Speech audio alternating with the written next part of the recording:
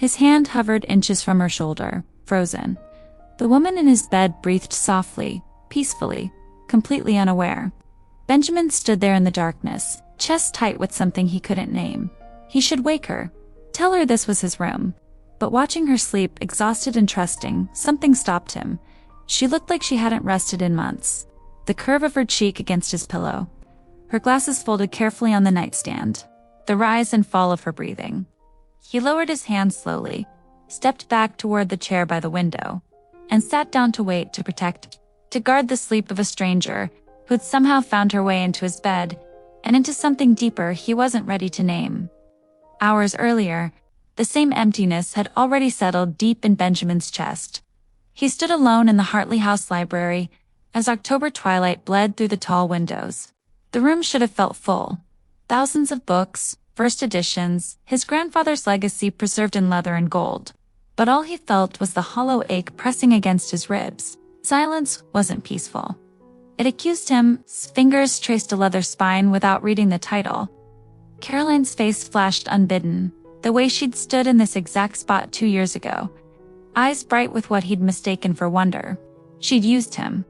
Sold secrets about the rare manuscripts to a competitor. When confronted, she'd laughed. "You really thought I loved you for you," she'd said. "Nobody loves a Hartley for who they are, only what they have." He'd told himself he was done. Love was unreliable. A transaction where he always lost more than he gained. The library had never felt this cold. His phone buzzed. Margaret from housekeeping. "Mr. Hartley, we have a situation with the booking system. A guest was given the wrong key. She's in your private suite." His jaw tightened. "Perfect timing. I'll handle it," he said tiredly. He gathered the books for tomorrow's events and climbed the stairs, each step heavier than the last. When he pushed open the door to his suite, he stopped, blinked hard. A woman was asleep in his bed. Not just asleep, deeply, completely unconscious. She lay curled on her side. Dark chestnut hair spread across his white pillow, breathing slow and even. She wore travel-rumpled clothes. A worn cardigan, comfortable jeans. Her glasses sat folded carefully on his nightstand beside her phone. Benjamin stood frozen. His first instinct screamed at him to wake her. Explain the mistake, reclaim his space, his privacy, his control. But something stopped him. He moved closer, quiet. Each step careful on the hardwood floor. In the dim light from the hallway, he could see her face clearly now. Shadows pooled under her eyes, even in sleep. Her skin looked pale, exhausted. There was something about the way she'd collapsed into his bed. Like she'd been running on empty for so long she'd finally just stopped. A worn backpack sat slumped against the wall. A teacher's tote bag lay nearby with children's books visible inside. Mrs. Sinclair's class written in marker on the side. A teacher, driving here after work. Probably teaching all day, then 6 hours on the road. No wonder she'd fallen asleep the moment she hit the mattress. Benjamin stood there watching her breathe. His anger dissolved into something else entirely. Something tender and unfamiliar that made his chest ache. She shifted slightly in her sleep. Her hand tucked under her cheek. So trusting, so vulnerable. Completely unaware that a stranger stood watching her in the dark. He should wake her. This was his room, his bed. His privacy being invaded. But looking at her, all he could think was how exhausted she looked. How she'd probably been looking forward to this trip for months. Saving for it, planning it. And the first thing that happened was a booking error that left her in the wrong room. If you woke her now, what then? Send her to another room at midnight. Let her wake up mortified and apologizing. Start her literary festival vacation with embarrassment and stress. No, she was finally resting, actually resting. Her breathing was deep and even, peaceful. When was the last time he'd seen someone look that peaceful? Benjamin felt something crack open inside his chest. A feeling he'd forgotten. The desire to protect. To care. Not because someone asked, not because he owed them, but because it was right. Therefore he made a decision that surprised even himself. He backed away from the bed carefully, quiet, set the books down on his desk without a sound. Grabbed the spare blanket from the closet, and settled into the leather armchair by the window. The chair faced the bed. He could see her clearly from here. Make sure she stayed safe. Make sure nothing disturbed her rest. He pulled the blanket over himself and leaned back. The chair wasn't comfortable for sleeping. His back would hate him tomorrow. But that didn't matter. She needed this. Needed to sleep without interruption, without stress, without some stranger waking her up to tell her she'd made a mistake. So he'd wait, watch over her, protect her sleep even though she'd never know. Hours passed, midnight came and went. The house settled into silence around them. Through the windows stars appeared over the Berkshire hills. Cold October air pressed against the glass. Benjamin watched her sleep, watched the steady rise and fall of her breathing, the way her fingers curled slightly against the pillow, the peaceful expression on her face. He didn't know her name yet.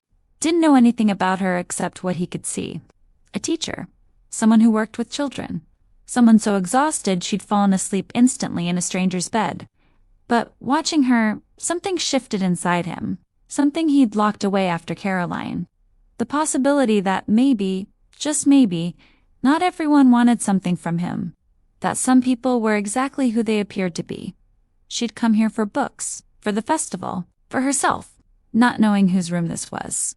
Not knowing anything about Benjamin Hartley or his family or his legacy, she was just a woman who needed rest. And he was just a man choosing to let her have it. As dawn began to lighten the eastern sky, turning it soft gray then pale gold, Benjamin sat in his chair awake.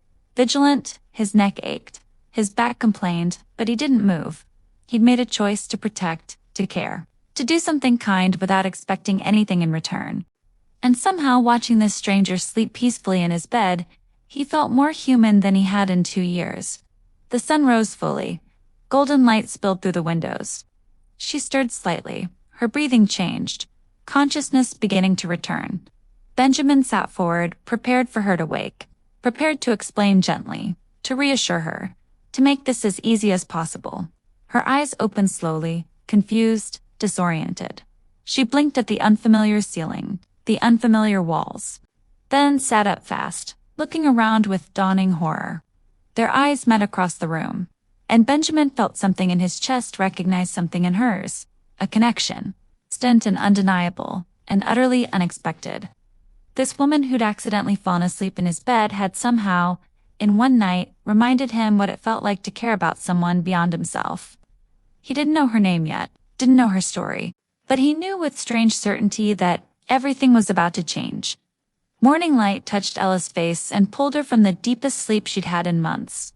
For a beautiful moment, she felt nothing but rest. Real rest. The kind her body had been begging for. Then consciousness returned fully. And with it, awareness the sheets were too soft, the mattress too expensive, the ceiling too high. This wasn't her room. Panic exploded through her chest.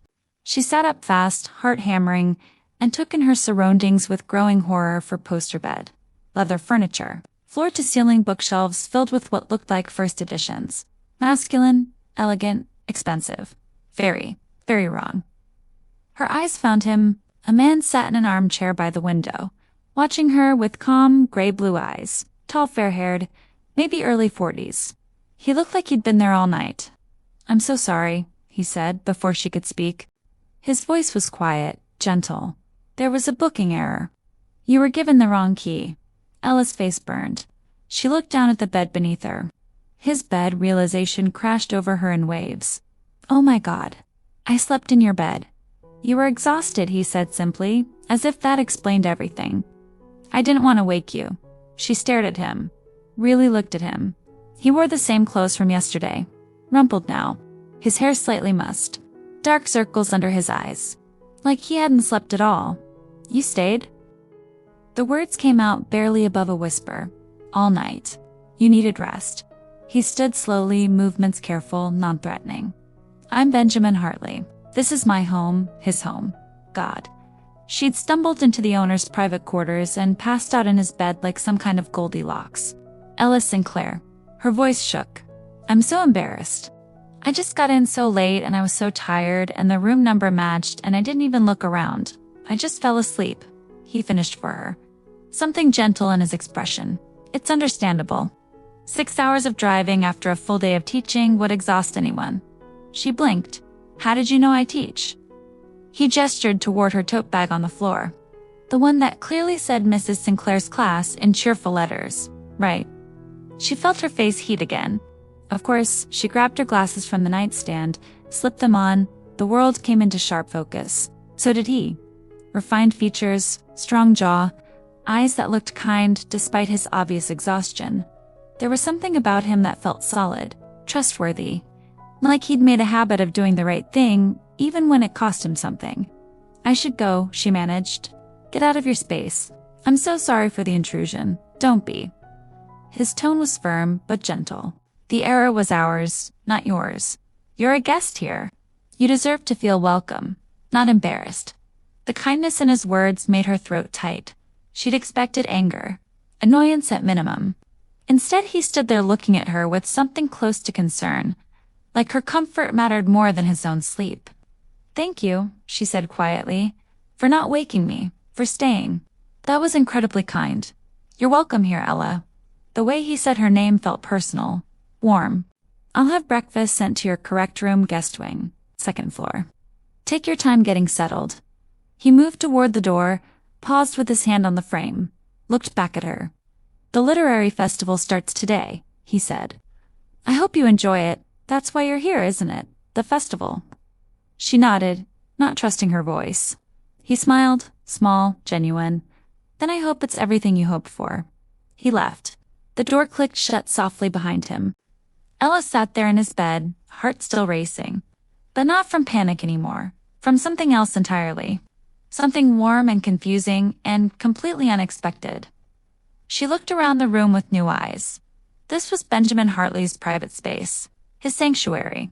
And when he'd found a stranger asleep in his bed, exhausted and vulnerable, he'd chosen to protect her rest rather than assert his rights. Who did that? Who sacrificed their own comfort for someone they didn't even know? Slowly she gathered her things. Her bag, her phone. Her glasses case moved toward the door on shaky legs. In the hallway, a kind-faced older woman waited. "Miss Sinclair, I'm Margaret. I'll show you to your correct room. And I'm so sorry about the confusion." "It's okay," Ella said, and meant it. Margaret led her downstairs and through elegant hallways to a smaller room. Still beautiful, still comfortable, but clearly a guest room, not someone's private sanctuary. "Mr. Hartley wanted me to tell you that breakfast will arrive in 20 minutes, Margaret said, "and that if you need anything at all during your stay, you should ask. He wants you to feel at home here." Ella nodded, throat tight again. "Thank you." When Margaret left, Ella collapsed into the chair by the window. Her room overlooked gardens, beautiful autumn gardens with walking paths and reading benches and quiet spaces. She saw him down there, Benjamin, walking through the paths with purpose. Even from here, she could see the set of his shoulders, the careful way he moved. Like every action was deliberate, considered. He'd sat in that chair all night, watching over her sleep. A stranger. Someone who'd inadvertently invaded his most private space. And he'd protected her anyway. Her phone buzzed with a text from the inn. "Due to the literary festival, all area hotels are fully booked. We'd be honored to extend your stay at Hartley House for the duration of your visit. No additional charge for the inconvenience. 10 days. She'd be here 10 days. Ella looked back out the window, watched Benjamin pause in the garden and look up. Toward her window like he'd felt her watching. Their eyes met across the distance. Even from here she felt the connection, that strange recognition from this morning. Like something in her had known something in him. He nodded once, gentle, acknowledging, then continued his walk. Ella pressed her hand against the glass, tried to steady her breathing. Her racing heart, the completely unexpected feeling blooming in her chest. This was supposed to be a simple trip. Books, and quiet and rest. 10 days to herself before diving back into the chaos of teaching. But when she closed her eyes, all she could see was Benjamin Hartley, sitting in that chair through the night, protecting a stranger's sleep. Choosing kindness over convenience. Nothing about the next 10 days would be simple at all. The first 3 days passed in a blur of literary events. Ella attended panel discussions about children's literature, workshops on engaging reluctant readers, book signings with authors whose work she'd admired for years. She took notes in worn notebooks, asked thoughtful questions, and felt her heart full in ways it hadn't been in months. Teaching was her calling. She knew that, but it was also exhausting. Endless paperwork, tight budgets, kids who needed so much more than she could give on a teacher's resources. She loved them fiercely. Every single one.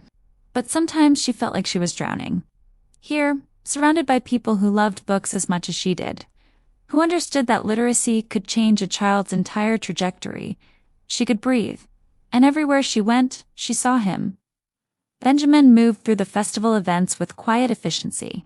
He welcomed authors, ensured panels started on time, helped elderly guests find seats, answered questions about the house's history with patient detail. He never drew attention to himself, but his presence steadied everything around him. Ella caught herself watching him, more than she should. The way he listened when people spoke, really listened. How he made everyone feel important. The small kindnesses he offered without fanfare. On the third morning, she woke before dawn. Wide awake despite the early hour, her mind already spinning with ideas for her students. New books to introduce, different approaches to try. She couldn't go back to sleep. So she grabbed her laptop and notebooks and made her way quietly through the house. Found herself drawn to the library. The massive, beautiful library where Benjamin's grandfather had built something extraordinary. The door was unlocked. She slipped inside. Turned on a single lamp. Sat cross-legged on the floor between towering shelves and lost herself in work. She was deep in lesson planning when she heard footsteps. Looked up to find Benjamin in the doorway. He wore comfortable clothes, held a coffee mug, looked surprised to find her there. "Couldn't sleep?" he asked softly. She smiled. "Teacher brain. Once it starts, it doesn't stop."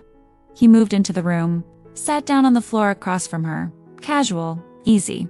Like sitting on library floors at dawn was something he did regularly. "What are you working on?" She hesitated, then told him about her students. The kids from low-income families who came to school hungry, who shared books because their families couldn't afford their own, who struggled with reading not because they weren't capable, but because they'd never been given the tools they needed. "I'm trying to build a program," she explained. "Something that makes books accessible. That shows them reading isn't just for other people. That stories belong to everyone." Benjamin listened. Actually listened. His eyes never left her face. He asked questions. Real questions. About her students. About what they needed. About what worked and what didn't. And Ella found herself talking more freely than she had in years. About the 8-year-old who'd cried when she gave him his first book to keep. About the girl who'd been labeled learning disabled but who just needed glasses and patience. About the dreams she had for kids who deserved so much more than an underfunded system could give them. "You really care about them?" Benjamin said quietly when she paused for breath. "They deserve someone who does," Ella replied. Simple, true. Something shifted in his expression, softened. "Not everyone sees it that way. Then they're not looking at the right things." She met his eyes. "These kids are brilliant, creative, full of potential. They just need someone to believe in them." He nodded slowly. "Like you do. Like someone believed in me once." She smiled. "A librarian when I was 10. She saw me struggling and she didn't give up. She found books I could connect with. Made me feel like reading was possible. Like I belonged in the library even though I couldn't afford to buy anything. She gestured around them. She changed my life. I'm just trying to pay it forward." Benjamin was quiet for a long moment.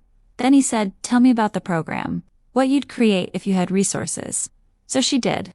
She talked about book drives and reading corners, about bringing authors into classrooms, about summer programs to prevent learning loss, about all the dreams she carried that seemed impossible in a teacher's budget and a school's limitations.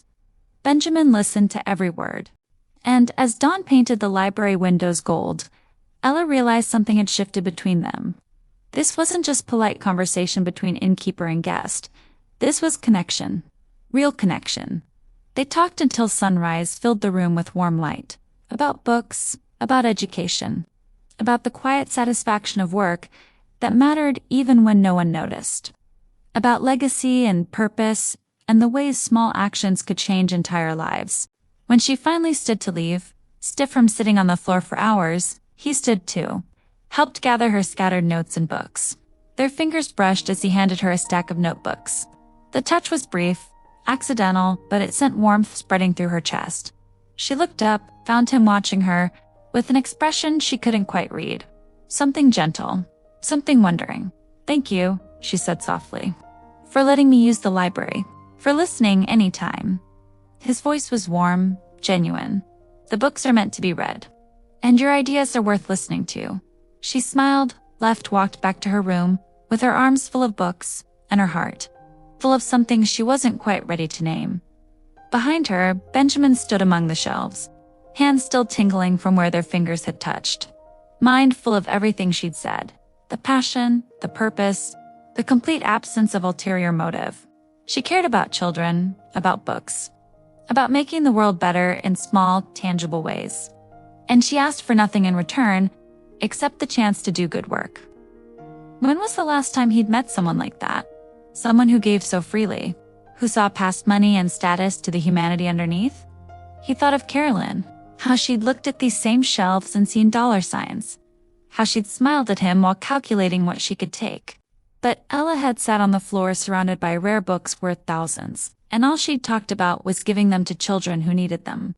She'd been in his private suite, could have taken anything, and all she'd done was sleep, and leave everything exactly as it was. She was different, genuinely different, and that terrified him almost as much as it drew him in. That evening, Benjamin found himself doing something he never did. He went to the kitchen himself, prepared a tray, homemade soup that the cook had left for staff dinner, fresh bread, butter, a pot of tea with honey. He carried it through the quiet house to the guest wing, stood outside Ella's door with his heart beating too fast. This was foolish. She was a guest. He was the innkeeper. There were staff who delivered meals, but he knocked anyway. She opened the door in soft lounge clothes, hair loose, glasses slightly crooked on her nose. She looked surprised, then pleased. "Benjamin, you've been working all day," he said, holding out the tray. "I thought you might need dinner." Her expression softened. "You didn't have to do this." "I know." He met her eyes. "I wanted to." She took the tray, fingers careful not to touch his, but he saw color rise in her cheeks. "Thank you." Her voice was soft, warm. "This is really kind. Eat while it's hot." He stepped back, forced himself to leave before he did something foolish like ask to stay. Like tell her he couldn't stop thinking about their conversation this morning. Like admit that watching her talk about the kids she taught had made him feel things he'd thought were dead. He walked back to his suite, stood at his window, looked across the courtyard, toward the guest wing, saw her light flick on, imagined her eating the meal he'd made, wondered if she knew that he was falling because he was, despite every wall he'd built, despite Caroline's betrayal still fresh in his memory, despite knowing better than to trust this feeling. He was falling for Ella Sinclair, the teacher who slept in children's book totes, who woke before dawn to plan lessons for kids who had nothing, who looked at him like he was just a person, not a legacy or a bank account. It was terrifying, exhilarating, completely inevitable. Over the next few days, they kept finding each other, in the library before dawn, in the gardens between events, at quiet dinners where they talked about everything and nothing. Benjamin learned that Ella loved tea, but couldn't stand coffee, that she had a younger brother studying engineering, that her father had died when she was young, and her mother had worked 3 jobs to keep them afloat, that she'd become a teacher because someone had shown her kindness once, and she was determined to pass it forward. Ella learned that Benjamin had inherited Hartley House at 30, that his grandfather had been his hero, that he read poetry in languages she didn't know, that he'd been hurt before by someone who'd used his trust, that beneath the elegant reserve was loneliness so profound it made her heart ache. They circled each other like careful dancers, neither quite willing to name what was building between them, but both feeling it. The pull, the recognition, the terrifying possibility of something real. On the 6th morning, Ella woke to find a note slipped under her door. "The first floor reading room has a collection of children's literature you might find useful. Help yourself to anything." She found the room, found shelves full of beautiful vintage children's books, and sitting on a table, a stack specifically set aside for her. Books about resilience, about kids overcoming challenges, about finding home in unexpected places. He'd chosen them for her students. Had spent time thinking about what they might need. She stood there with tears in her eyes, holding books a man she barely knew had selected specifically for the children she loved. This wasn't just kindness, this was care, real care. The kind that paid attention and remembered and acted without asking for anything in return. She found him in his office, knocked on the open door. He looked up from his desk, saw her face, stood immediately. Ella, she crossed the room, set the books down carefully, and without thinking hugged him. He went still. Then slowly, carefully, his arms came around her, held her not too tight. Just enough, thank you, she whispered against his chest. She felt his breath catch. His hand came up to rest gently against her back. They stood there for a long moment, connected, safe, something profound passing between them without words. When she finally stepped back, his eyes were soft, wondering. Your students are lucky to have you, he said quietly, and these books will change their lives. He smiled, small, genuine. Then it's worth it. She wanted to say more, wanted to tell him what this meant, what he was starting to mean, but fear held her back. This was too new, too fragile, too terrifying to name. So she just smiled, gathered the books, and left before she said something she couldn't take back. But Benjamin stood in his office for a long time after she left. Hand pressed against the spot on his chest where she'd rested her head, heart beating in a rhythm that felt like hope. The literary festival brought larger crowds as the week progressed. By day 6, Hartley House buzzed with authors, readers, agents, and booksellers. Benjamin moved through it all with practiced efficiency, but his attention kept finding Ella. She stood in the garden during the evening cocktail reception, surrounded by a group of elementary teachers. Her laughter carried on the cool October wind, genuine, bright, unguarded.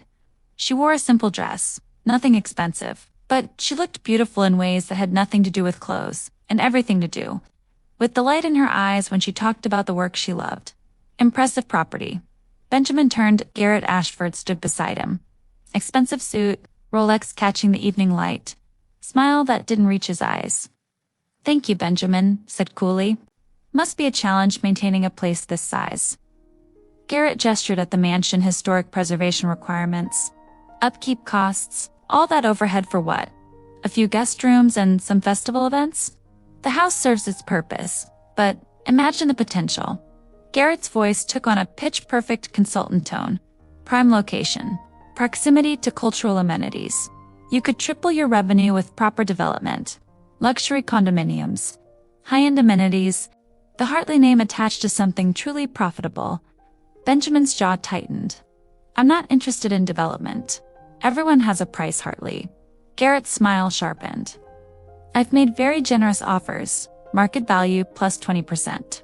You could buy something smaller, easier to manage. Stop playing curator to your grandfather's nostalgia. My grandfather built something that mattered, Benjamin said quietly. I won't destroy that for profit. Sentiment doesn't pay property taxes. Garrett took a sip of his drink. But perhaps you prefer sentiment to solvency. Not everyone is cut out for difficult decisions. The insult was delivered casually, smoothly. The kind Garrett specialized in. Benjamin's hands curled into fists at his sides. But before he could respond, Garrett's gaze shifted, landed on Ella across the garden. New staff member, Garrett asked with false casualness. Guest, Benjamin said, voice hard. Pretty. Garrett watched Ella with open assessment. Teacher type, wholesome. He glanced at Benjamin. Seems friendly. Something cold slithered down Benjamin's spine. Warning. Threat. Garrett had noticed her. And Garrett didn't notice anything unless he thought he could use it. If you'll excuse me, Benjamin said.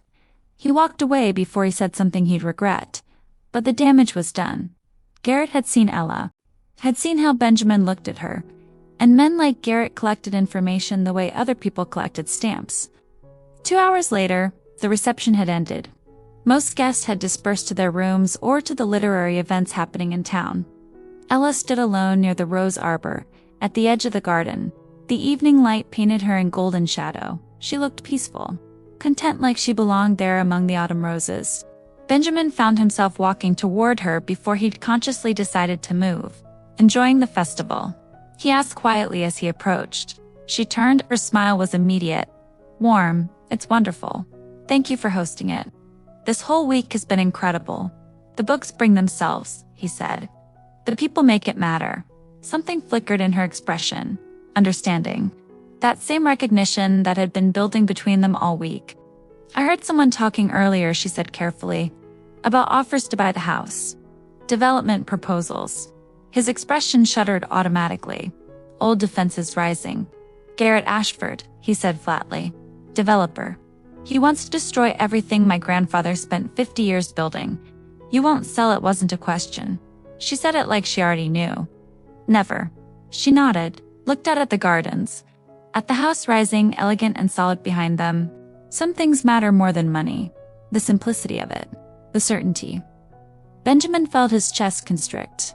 Most people don't see it that way, he said quietly.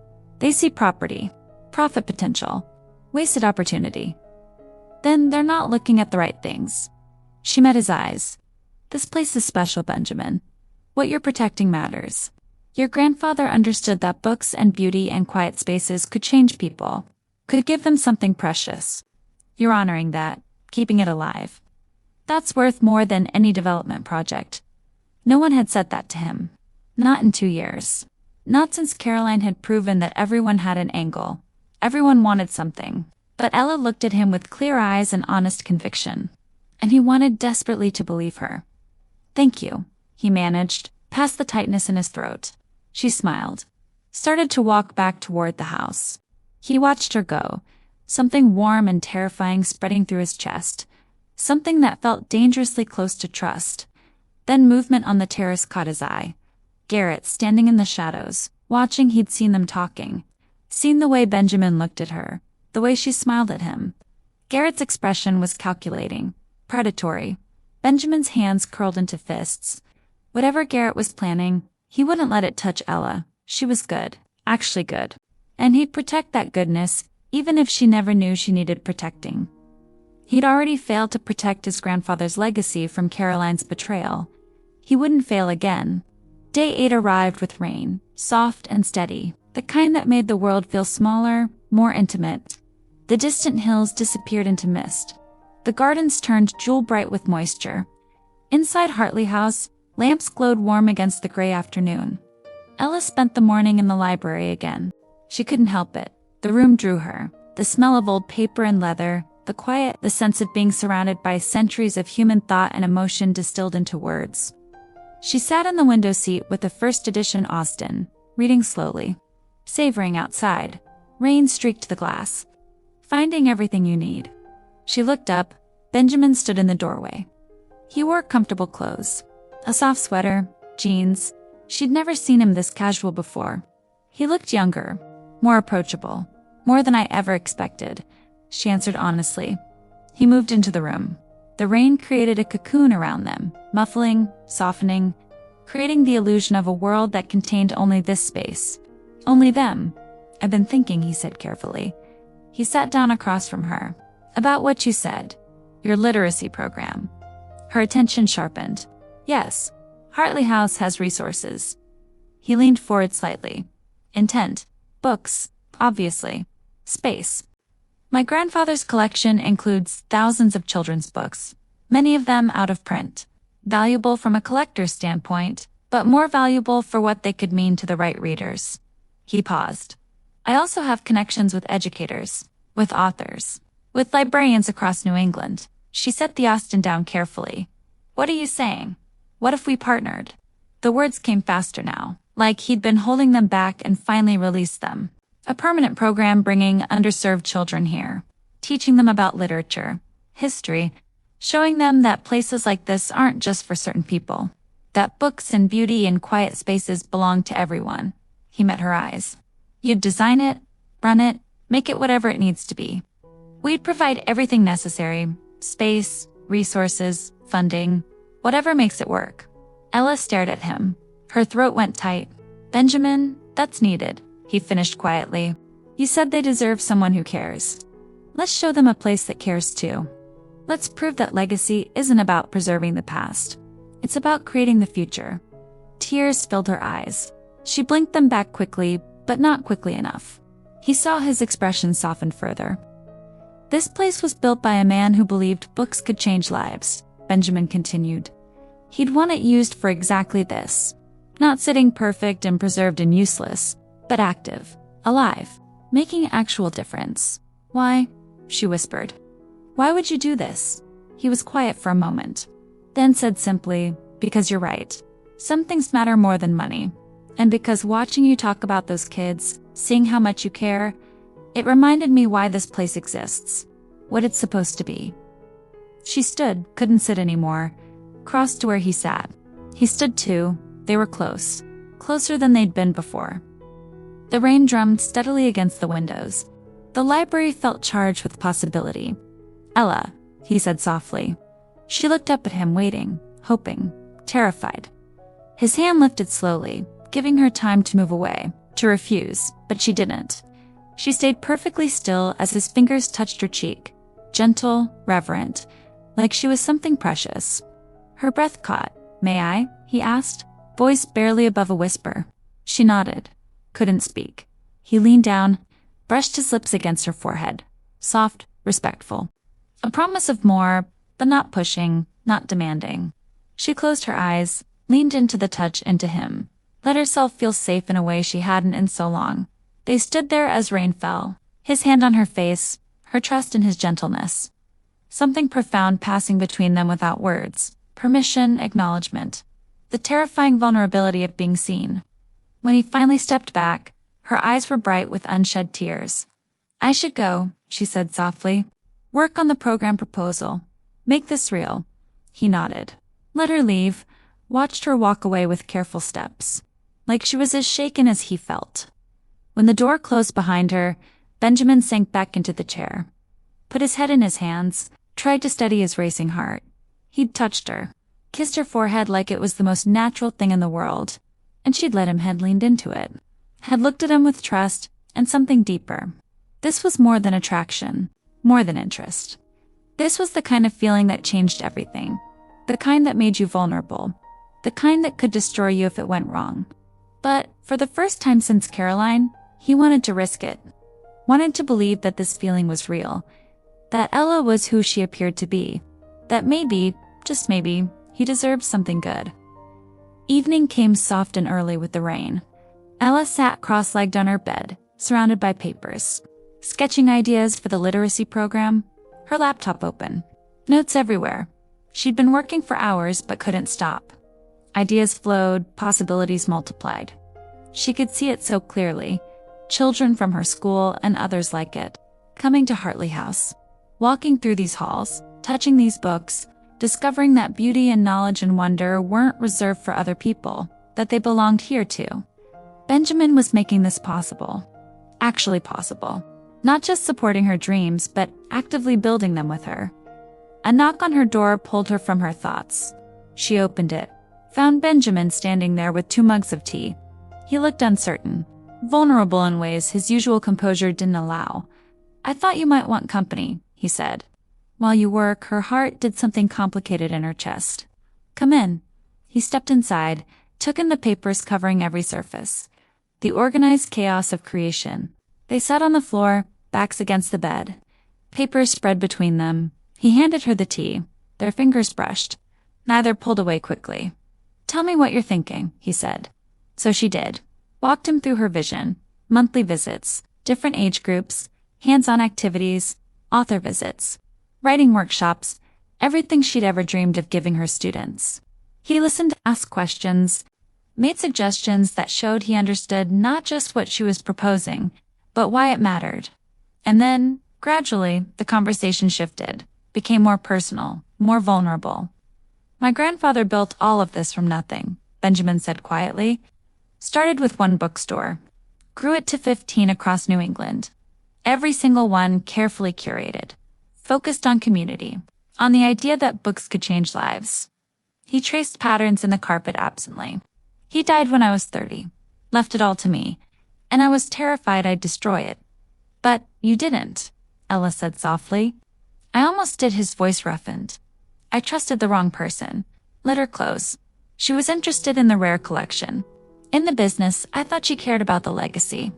About me." He looked up, met Ella's eyes. She didn't. She wanted access. Information. She sold details about our acquisition plans to a competitor. Cost us several important purchases. Damaged our reputation. "Caroline," Ella said, remembering the name from fragments of conversation, from the pain that sometimes crossed his face. He nodded. "When I confronted her, she laughed, told me I was naive, that nobody loved a Hartley for who they were, only what they had." Ella's chest ached. "That's not true, isn't it?" He looked at her. Raw, honest. I thought everyone who got close wanted something.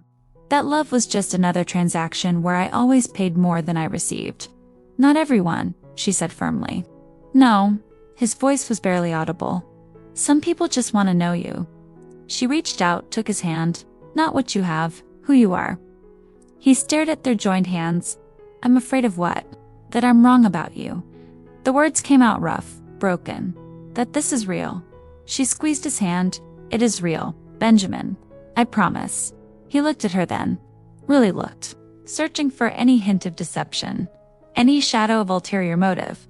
She let him look, held his gaze steadily. Let him see everything.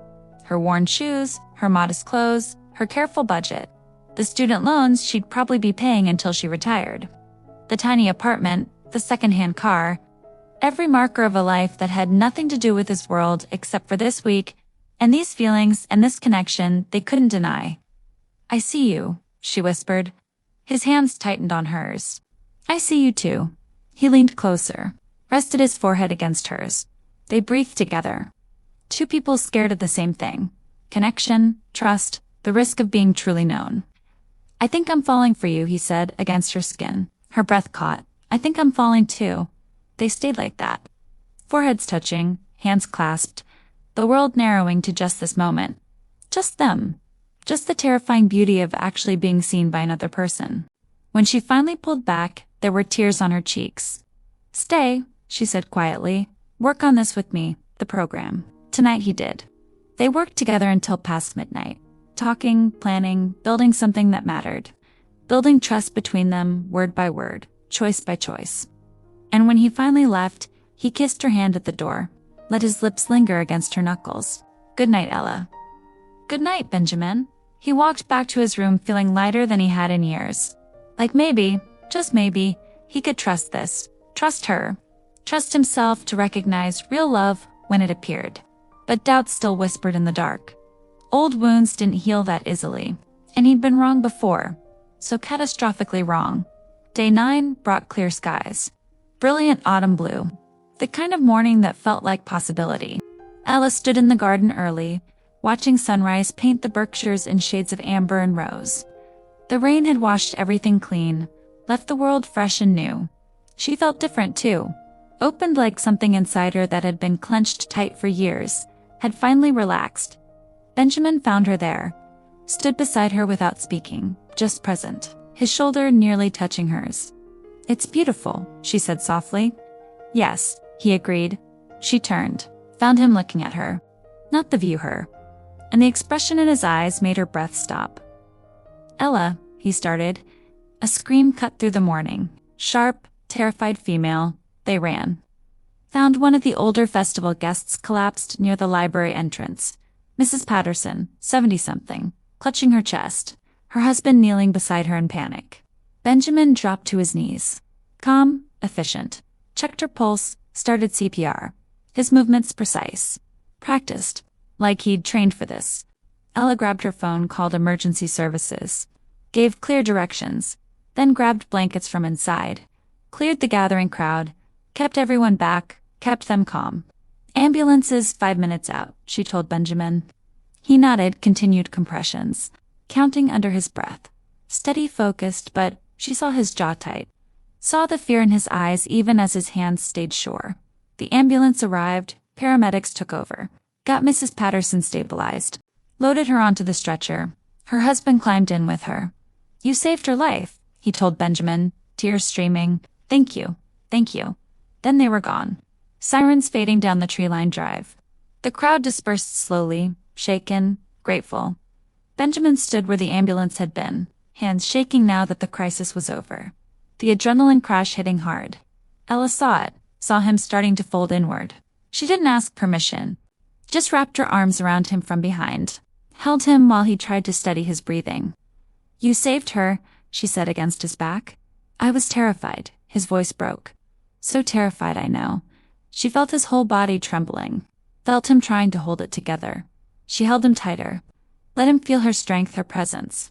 Her absolute certainty that he'd done everything right. Slowly he turned in her arms, looked down at her. And something in him surrendered completely. I'm falling for you, he said. Raw, honest, scared more than falling. I'm already there. Her breath caught. Benjamin, I know it's fast. I know it's terrifying. His hands came up to frame her face, but I can't pretend anymore. You're all I think about when I wake up, when I'm working, when I'm trying to sleep. You're there. This feeling is there. And I don't know what to do with it, except tell you the truth. Tears filled her eyes. I'm falling too. Have been since that first morning, since I woke up and saw you sitting there. Since you chose to protect me instead of asserting your rights. Since you listened to me talk about books and children and dreams like they mattered as much as your own. They do matter, he said fiercely. You matter. He kissed her then.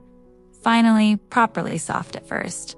Tentative, like he was afraid she'd disappear. Then deeper when she kissed him back. When her hands fisted in his shirt. When she opened to him, trusted him with this vulnerability, she kissed him back with everything she had. All the loneliness of teaching in a system that didn't value her work. All the exhaustion of trying to save children she couldn't save alone. All the hope that maybe this man understood. That maybe together they could build something that mattered. When they finally pulled apart, both breathless, he rested his forehead against hers. Stay, he whispered. After the festival. Don't go back yet, stay. Yes, she breathed. Yes. They stood there wrapped in each other, morning sun warming their skin. The crisis passed. The fear transformed into something bright and new. Something that felt like hope. Like home. Everything finally, perfectly right. But neither of them saw Garrett watching from the library window, face calculating. Phone in hand. Already forming the plan that would test everything they'd just confessed. Some threats waited in the shadows. Patient, strategic, ready to strike at the moment of greatest vulnerability. And Benjamin and Ella, lost in each other, had no idea what was coming. Ella packed her things slowly that final morning. The festival was over. Her original reservation had ended, but Benjamin had asked her to stay, and she'd said yes. She'd said yes to everything. To staying, to trying. To being brave enough to believe this feeling was real. Everything had changed in 9 days. Everything. She was folding clothes, humming softly, when her phone rang. Unknown number. Hello, Miss Sinclair. Garrett Ashford. We met briefly at the reception. Her stomach tightened. She remembered him, the developer, the one who'd looked at Hartley House like he was already calculating square footage. What do you want? To make you an offer. His voice was smooth, practiced like he'd had this conversation before. I know about your student loans, $60,000 remaining. I know about your mother's medical bills from last year's surgery, $30,000. I know you're living paycheck to paycheck in a 400 square foot apartment. That your car has 180,000 miles and needs transmission work you can't afford. Ice flooded her veins. How do you? I have resources. He cut her off. I'm prepared to offer you $50,000 cash, immediate transfer. All I need is for you to step back.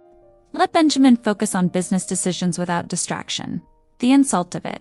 The ugly, calculated cruelty. Ella's hands shook with rage. You want me to leave him? I want you to accept reality. His voice turned patronizing. You're a teacher. He's a Hartley. This was never going to last, you know that. He knows that. I'm offering you a chance to walk away with dignity and financial security, instead of waiting for the inevitable heartbreak. You're disgusting, she said. Voice hard, certain. I would never think about it. He interrupted smoothly, amused. That money could change your life, your mother's life, your students' lives. Imagine what you could do with $50,000. The program you're dreaming about. You could fund it yourself. Be the hero. All you have to do is step back and let a grown man make grown-up decisions about his property. No, she bit the word off. Absolutely not. I love him. This isn't about money or property or anything, except oh sweetie, Garrett actually laughed. Everyone says that. Right up until the check clears. She hung up. Sat down hard on the bed. Her whole body trembled with rage, with disgust, with the horrible, intrusive feeling of being watched, investigated. Reduced to a balance sheet. The money would solve everything. Every financial nightmare that kept her awake at night. Her mother's debt. Her own debt. Everything. But the thought of it made her sick. Made her want to shower. Made her want to scream. She loved Benjamin. Actually loved him. This wasn't some calculated play. She hadn't even known who he was when she'd fallen asleep in his bed that first night. Hadn't known about the house or the legacy or the money until days later. She'd fallen for the man who sat in a chair all night to protect a stranger's sleep, who listened to her talk about books and children like they mattered, who saw her, really saw her. The door opened, Benjamin walked in smiling. I thought we could. He stopped, saw her face, the tears, the trembling. The phone clutched in her white-knuckled grip. What's wrong? Before she could answer, his phone buzzed. He glanced at it, his expression went cold, showed her the screen of photo. Ella standing outside the mansion. Garrett beside her. The time stamp from 20 minutes ago, when she'd stepped out for coffee at the festival's final event. The angle made it look intimate, conspiratorial. Text below, smart girl. Call me when you're ready to talk numbers. He approached you, Benjamin said. Voice flat, empty. Yes, but what did he offer? Each word carefully controlled. She hesitated. Fatal mistake, she saw it register in his eyes. The hesitation, the pause, the moment where she didn't immediately deny. Money, Benjamin said. Not a question. He offered you money. I said no, she said desperately. Benjamin, I told him. You hesitated. His voice was ice. Just now, you hesitated because the amount was, she stopped, realized, how it sounded, how it looked, tempting. He stepped back, creating distance, creating walls. Of course, why wouldn't it be? $50,000 to a teacher drowning in debt. That's significant. That's not what I meant. Tears burned her eyes. Please listen. I was right the first time. He looked at her like she was a stranger. Like the past 9 days meant nothing. Everyone wants something. Everyone has a price. I should have known. I don't want anything from you, she said, voice breaking. I refused him. Immediately, I was insulted, disgusted. Then why are you still here? He asked coldly. The festival's over. Your room was booked for 10 days. You got what you needed. The books, the contacts, the program funding. The words hit like physical blows. She stared at him. This man who'd held her, kissed her, told her he was falling, asked her to stay.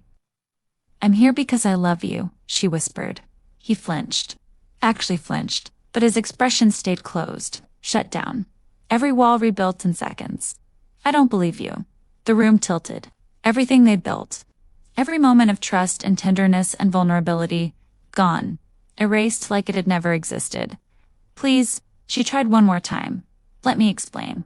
He's lying. Manipulating. That photo is proof, Benjamin interrupted. That I was right to be careful, that Caroline taught me the right lesson. That trust is just another word for foolish. She couldn't breathe, couldn't think past the pain. I think you should leave, he said quietly today. Now she nodded. Couldn't speak past the tears. Started throwing things into her bag with shaking hands. Clothes, books, the notes for the program they'd built together. Everything blurred through tears. He stood there, watched her, didn't help, didn't soften, didn't believe. When she finished, she looked at him one last time, memorizing his face through the blur of grief. I love you, she said again. That's real, true, even if you can't believe it, even if you choose fear over trust. I love you. Then she walked out, down the stairs through the lobby, past Margaret, who looked stricken, into the cold October morning. She sat in her car for 20 minutes, crying so hard she couldn't see to drive. Everything hurt, her chest, her throat, her heart. Everything. Finally she started the engine, drove away, left Hartley House and Benjamin and the best 10 days of her life behind. In his suite, Benjamin stood at the window, watched her car disappear down the tree-lined drive. His hands shook, his chest felt hollow, carved out empty, but the fear was louder than everything else. The old fear. The certainty that he wasn't worth loving for himself. That everyone had an angle. Everyone wanted something. She'd hesitated when he'd asked about the money she had. He'd seen it, that pause, that fraction of a second where she'd considered. Garrett had found her weakness, exploited it, and she'd know. His mind rebelled. She'd said no, she'd said she refused. Told Garrett she loved, but the doubt was there, the poison, and he couldn't make it stop. He told himself she'd have taken the money eventually. That Garrett had just accelerated the inevitable. That he protected himself just in time. He told himself that until he almost believed it. But in the silence of his empty room, With her absence already an ache, he knew the truth.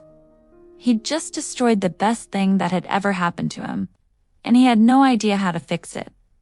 3 weeks passed. Benjamin moved through the days like a ghost. Hartley House felt empty despite the guests. The library too quiet. Every corner reminded him of her.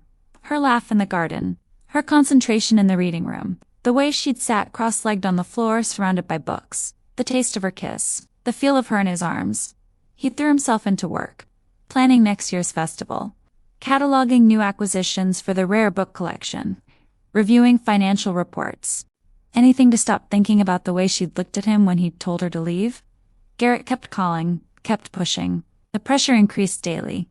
Rumors spread through the literary community. Questions about Benjamin's management, about the house's future, about whether the Hartley legacy was being wasted on sentiment. Then came the email. From ELA. Subject line, Literacy Program Proposal. He almost deleted it, finger hovering over the button. But his hand wouldn't move. Wouldn't obey? He opened it, started reading.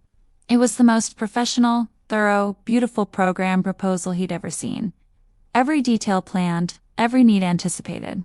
Budget breakdowns, timeline learning objectives, partnership agreements, measurement criteria. She'd worked on this for weeks, since she'd left. For kids she'd never meet, for a house that had rejected her. For a program he'd promised and then destroyed. The final section was titled Impact Assessment. It detailed expected outcomes, literacy improvement, confidence building, cultural access, long-term educational trajectory changes. And the final line gutted him. Whether you move forward with this program or not, I hope you know it would be incredible. The children deserve it. Hartley House deserves it. And you deserve to see the good you can do. Thank you for the 10 best days of my life. Ella, he sat there staring at the screen. Unable to move, unable to breathe. Chest aching with the weight of what he'd done. She'd built this after he'd accused her. After he'd thrown her out. After he'd chosen fear over trust. She'd still built this. Still believed in the dream they'd shared. Because she cared about the kids. About the program. About him. His phone rang. Garrett again. Decision time. Hartley Garrett's voice was smooth. Confident. I've got papers drawn up. Generous offer. Final offer.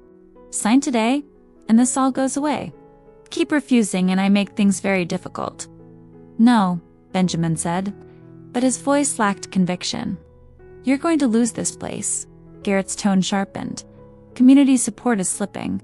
Your reputation's damaged. That teacher walking out didn't help. People talk. Everyone knows she left in tears.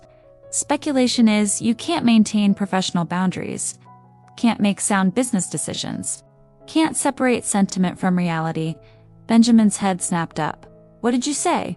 People talk, Garrett repeated. Gold digger shows up at the literary inn, tries to seduce the lonely heir. Gets rejected and runs. It's all over the festival forums, the book community boards, everyone's discussing it. Rage flooded Benjamin's system. Hot, immediate. You're spreading lies, I'm sharing observations. Garrett's voice stayed smooth, small corrections here and there. Helpful context. Can't blame a man for being cautious after past betrayals, can you? But it does make you look unstable, emotional, not fit to manage a property of this significance.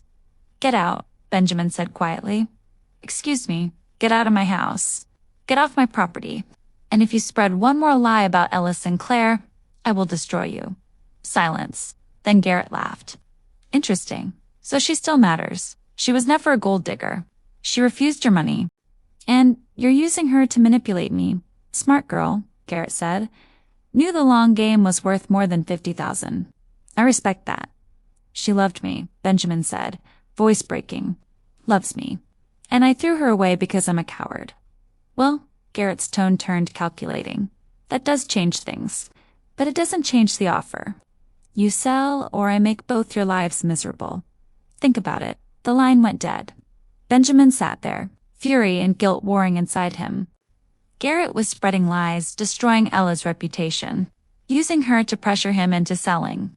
And Benjamin had played right into it, had believed the worst, had pushed her away when she'd needed him to believe in her. He pulled out his phone, stared at her number.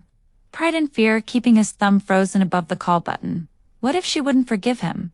What if he'd destroyed something irreparable? What if his phone rang? Unknown number, he answered. Mr. Hartley. This is Margaret Chen. Margaret, I need to tell you something. Her voice was firm, certain about what happened with Garrett Ashford and Miss Sinclair. Benjamin's heart stopped. What about it? I heard everything. I was cleaning the hallway when he approached her that morning. When he made his offer, Margaret's words came fast, precise. He offered her $50,000 to leave you, told her to step back and let you make business decisions. She refused him immediately. Within seconds, didn't hesitate, didn't consider it. The world tilted. She refused, told him he was disgusting, that she loved you, that she'd never betray you for money. He laughed at her, called her naive. Margaret's voice softened. That girl loves you, sir. Anyone with eyes could see it. She looked at you like you hung the moon, and you broke her heart. He couldn't breathe. Why didn't you tell me sooner? I thought you knew. Thought you'd seen the truth. Thought maybe you'd had some other reason for sending her away. She paused, but you didn't. You believed the worst, just like with Miss Caroline. Let the past poison the present. The comparison stung because it was accurate. Devastatingly accurate. He'd let Caroline's betrayal dictate Ella's innocence. Had projected old wounds onto new love. Had pushed away the best thing that ever happened to him because he was too scared to believe it was real. Thank you, Margaret, he managed. Go get her, sir. Margaret's voice was gentle now. Before it's too late. Before she decides you weren't worth the heartbreak. The call ended. Benjamin sat in the silent library. Everything crystallizing. Ella had loved him purely honestly. Without agenda. And he'd destroyed it. Destroyed her, destroyed them. But maybe it wasn't too late. He grabbed his keys, ran for the door. Ran toward hope. Ran toward the chance to make this right. The elementary school was 20 minutes away through autumn bright hills. Benjamin made it in 15. Parked illegally in the visitor lot and ran inside. The receptionist looked up, startled, middle-aged. Kind face. Can I help you, Ella Sinclair? I need to see her, please. She's teaching. Class ends in 30 minutes. It's an emergency. He knew he looked wild, desperate, didn't care. Please, room number. Something in his face made her soften. Room 204. Second floor. He took the stairs two at a time. Found the classroom, saw her through the window and the door. She sat on the floor with a circle of children, reading aloud, her voice animated, expressive, full of all the passion and care that made her who she was. The kids watched her with rapt attention. One little girl leaned against her arm, completely trusting. This was her world. These were her kids. The ones she'd talked about that first morning in the library.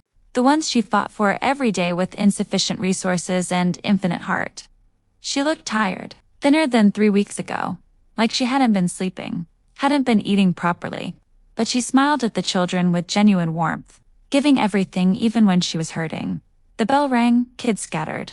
She stood slowly, helped pack backpacks, tied shoelaces, offered hugs, made sure every child left feeling seen and valued. When the last child left, she turned. Saw him standing in the doorway. Her face went pale. Benjamin, I'm sorry. The words tumbled out, rough, inadequate. I'm so sorry for everything. I was wrong, about all of it. She stared at him. How did you? Margaret told me. What really happened with Garrett that you refused him immediately? That he laughed at you? That you defended me even when I wasn't there to hear it?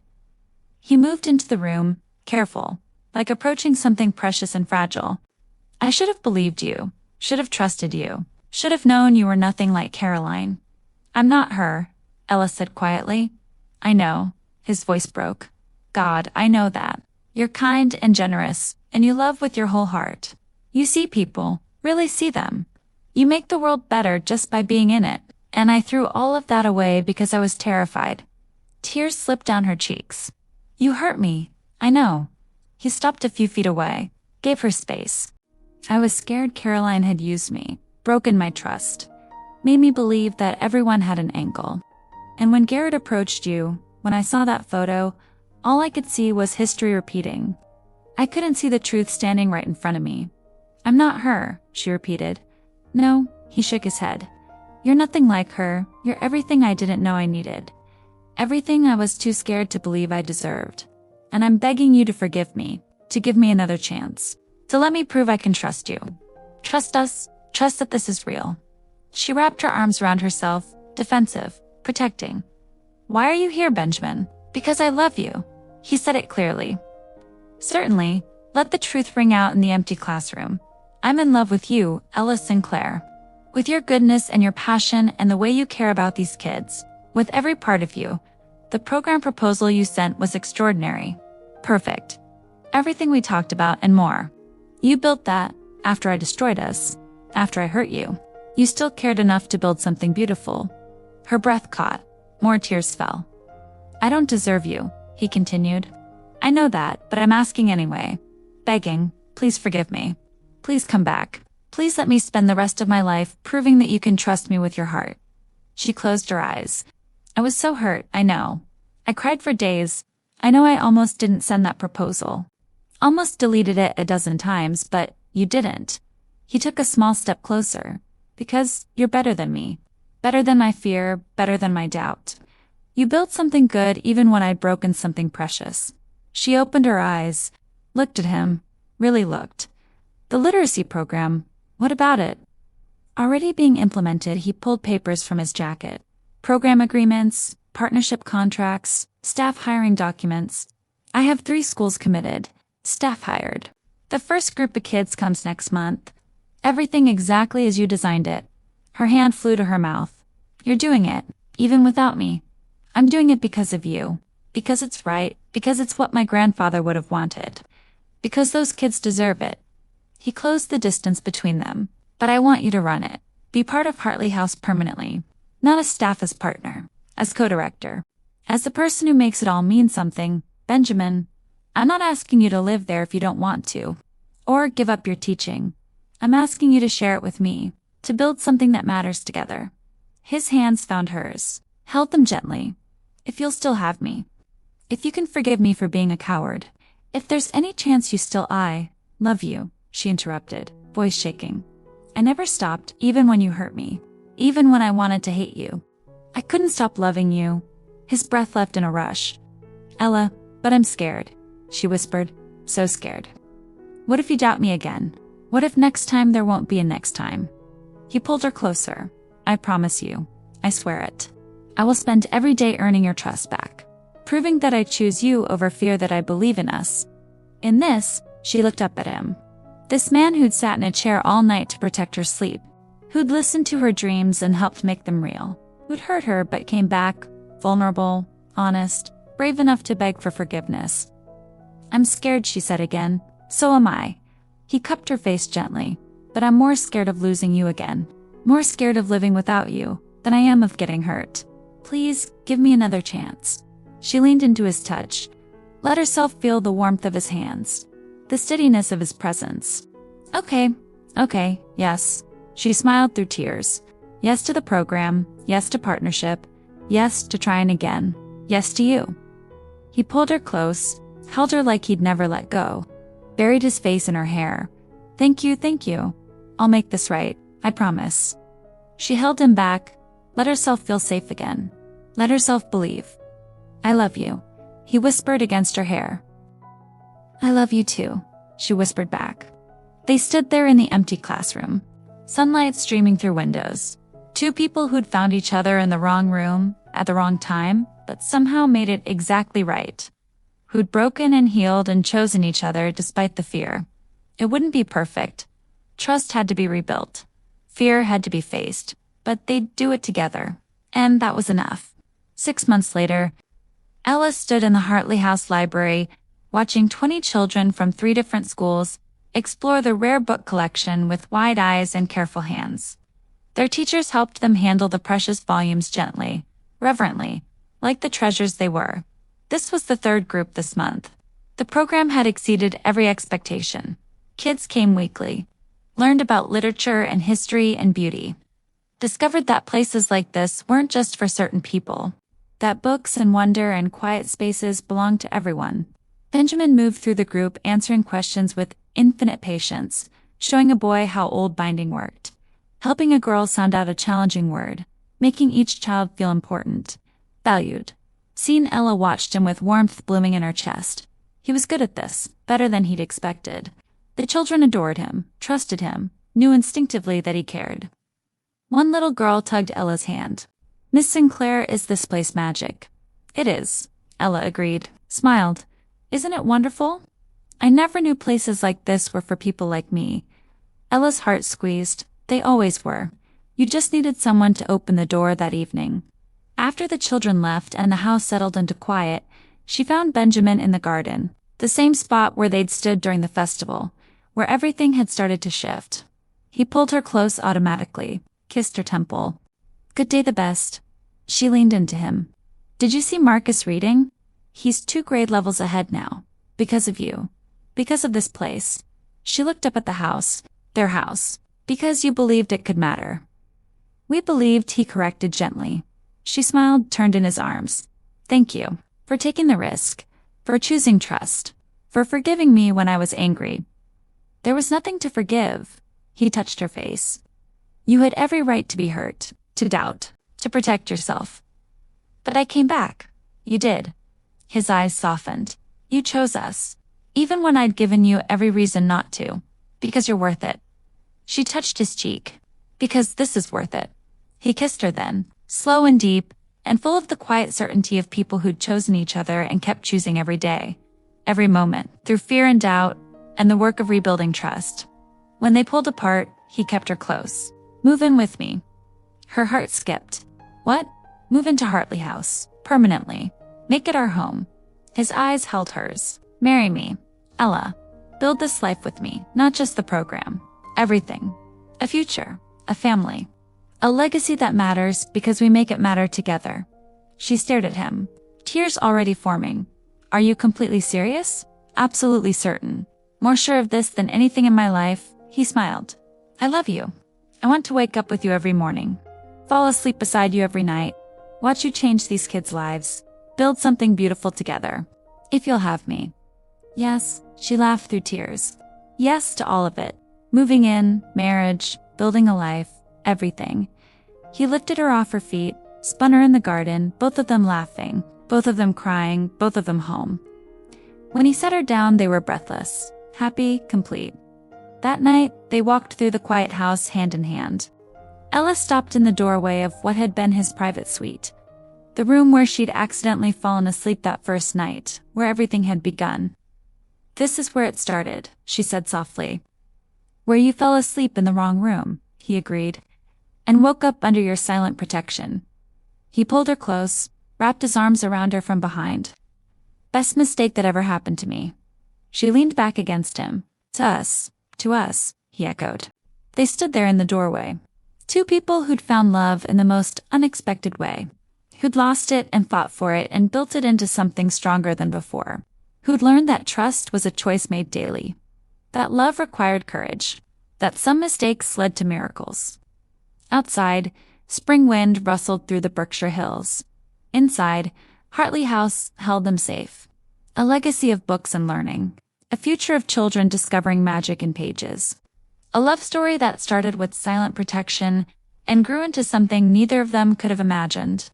Ella closed her eyes, felt Benjamin's steady heartbeat against her back, and knew with absolute certainty that she was exactly where she belonged. Home, finally, completely forever. If you enjoyed this story, please give it a like and subscribe to Love and Light Stories. It costs nothing and means everything for the channel. I'd love to hear from you. On a scale of 0 to 10, how did this make you feel? Drop your rating in the comments. I'll read every single one. I'm truly grateful you're here. See you next time.